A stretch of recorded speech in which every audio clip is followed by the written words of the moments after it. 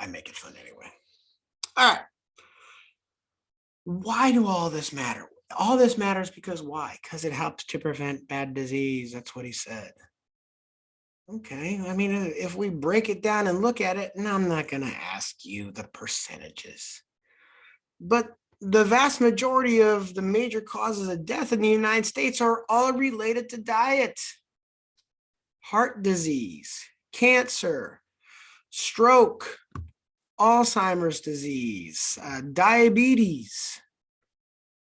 All of those are definitely diet related. Kidney disease can be diet related. Influenza can be diet related. Well, how, you hippie? But, poor diet puts you in a poor state of health.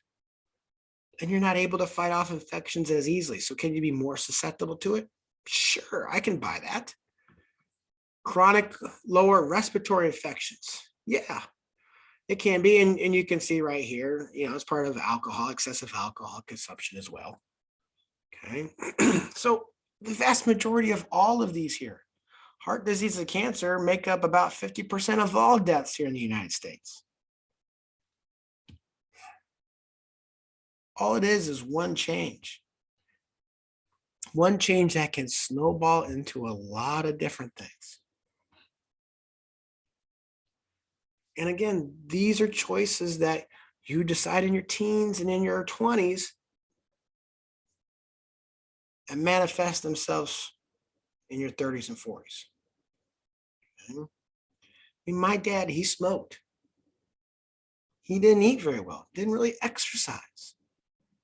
And he had a heart attack at 43 and he died. So can one thing change?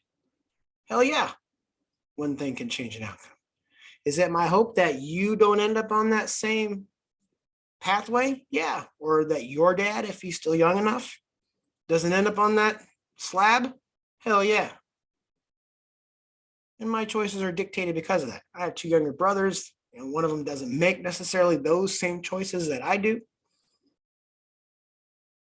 But I don't want to be gone at an early age. Chronic diseases. What are these chronic diseases? They're heart disease, diabetes, cancer. Good God Almighty. Yeah, they're long-term. They take many years to develop. Okay. Poor habits in your 20s don't manifest until their 40s. If you eat like that in your 20s, you generally eat like that in your 30s. You continue to eat that like that in your 40s. So it's just a snowball effect. It gets worse and worse and worse. And that has a lot of consequences inside the body. So, and we'll see that when we start talking about lipids in the next unit, okay? We'll see how that phenomena can snowball into having high blood pressure, stroke, heart attack, death. Comorbidities, this is something that's really new within the last couple sections, versions of this book. Comorbidities are simultaneous presence of two or more chronic conditions. Okay, high blood pressure with diabetes. That's the most common two comorbidities. If you have these comorbidities, the higher the likelihood of having negative health outcomes. It's a fancy way to say worse heart disease, longer stroke, destroying brain tissue, severe heart attack that requires you to have a transplant, cancer. Nobody likes that.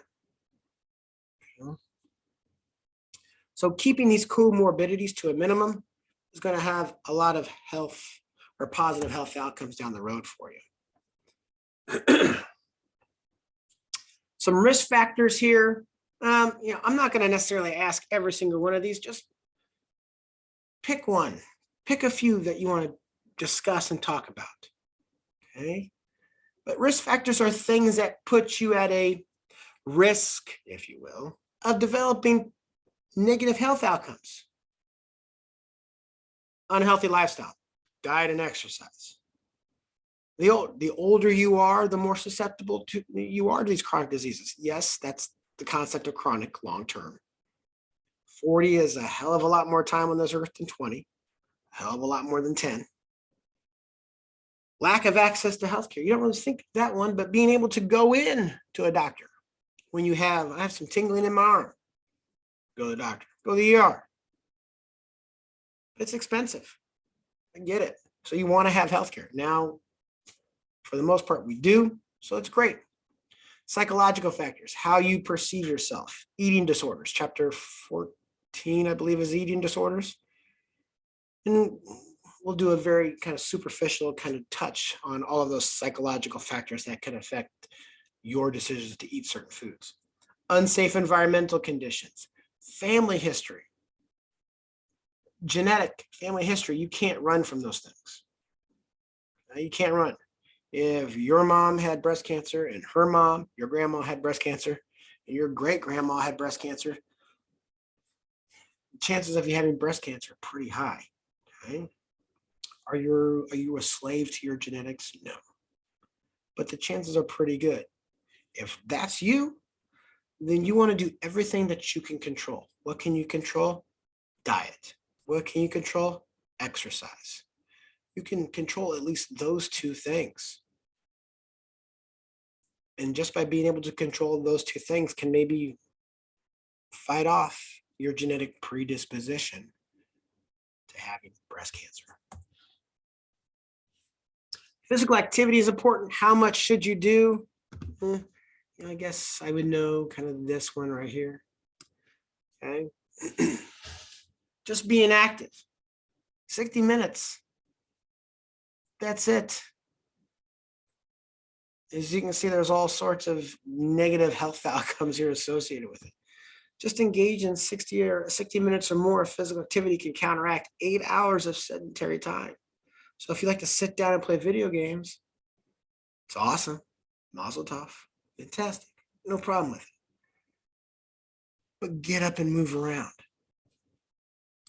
And our society makes it to the point that you can do most of the things that you want to do without having to lift a finger. You hungry? I can get on my phone and I can order it.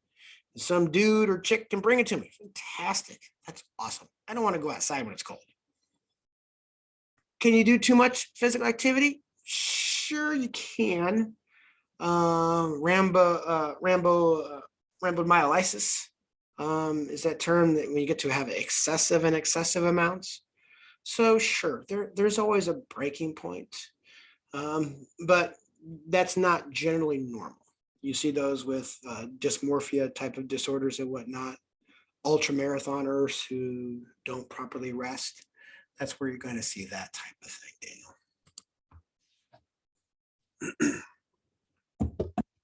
Daniel. Maybe a multiple choice question. I don't really, address it too awful much anymore, but every 10 years, the U.S. Department of Health and Human Services issues a report called the Healthy People of that decade, Healthy People 2020, Healthy People 3030, okay? And this includes a vast number of kind of nutrition-related objectives for the American populace, okay? And I've listed some down there. It's a major push to try to get people to eat more fruits. If anything, you would think people would eat fruits, but no, they don't. There is a national push to try to increase the contribution of whole grains. Vegetables. There's all of these. All of these are there to help prevent chronic diseases, obesity. If you can help prevent obesity, you can help prevent chronic health problems. Obesity is kind of like that gateway to chronic poor health. If you're obesity, you're at a much more greater likelihood, crazy statistically wise, of developing all these chronic diseases. Okay, reducing consumptions of added sugars. There's a whole host of them. Some of them are exercise related. Some of them are, like I said, nutrition related. If you're curious, there's a link that you can, follow and then go down the rabbit hole of the healthy people of 2020, 2030. It's kind of interesting. And then there's a buttload of statistics all over the U.S. Department of Health and Human Services website as well. It will make you depressed. So probably wait till the summertime when you be able to get some more good sun.